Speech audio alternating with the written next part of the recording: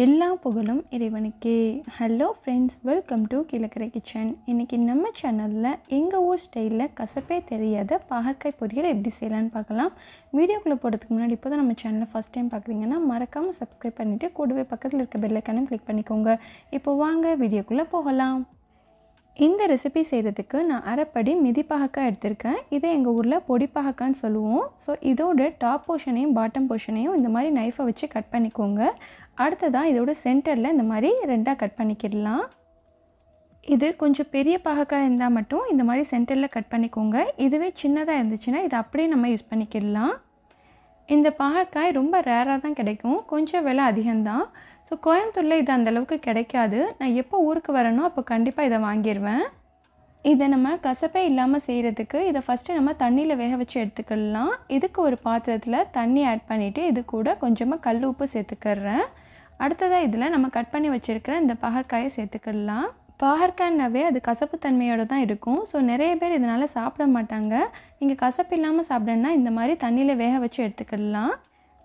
இப்போது இது கொதிக்கட்டும். அடுத்ததான் இன்னொரு ஸ்டவ்வை நான் ஆன் பண்ணிக்கிறேன். இதில் ஒரு கடாயை வச்சுட்டு இதில் 1 டேபிள் ஸ்பூன் ஆயில் சேர்த்துக்கலாம்.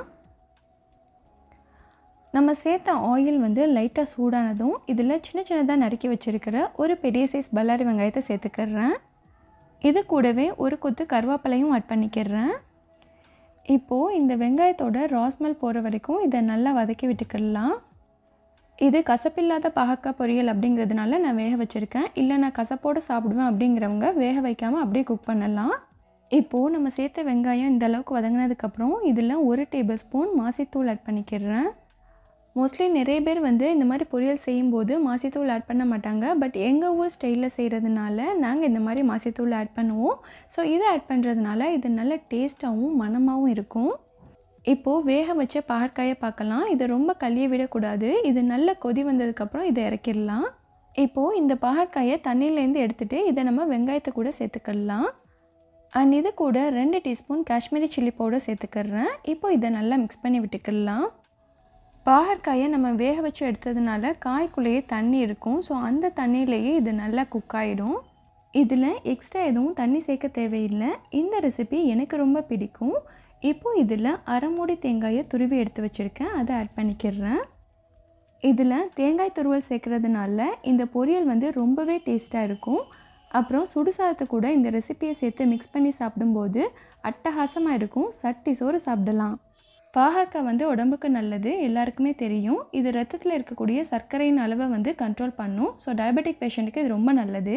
அடுத்ததாக இது கூட கொஞ்சமாக சால்ட் ஆட் பண்ணிக்கிறேன். நம்ம ஏற்கனவே சால்ட் ஆட் பண்ணி தான் வேக வச்சுருக்கோம். இப்போது ரெசிபிக்கு தேவையான அளவு சால்ட் ஆட் பண்ணிக்கிறேன். இப்போது இதை நல்லா மிக்ஸ் பண்ணி விட்டுக்கலாம். அப்புறமா பாகற்காய் வயிற்றுப்புண், வயிற்றில் இருக்கக்கூடிய பூச்சி புழுக்களை அழிக்கிறதுக்கு ரொம்பவே ஹெல்ப் பண்ணுது. அவ்வளோதான். இன்றைக்கி நீங்கள் பார்த்த எங்கள் ஊர் ஸ்டைலில் செஞ்ச மிதிப்பாகல் பொரியல் எல்லாருக்குமே பிடிச்சிருக்குன்னு நினைக்கிறேன். வீடியோ பிடிச்சிருந்தா please like, comment, share and subscribe my channel. Thank you.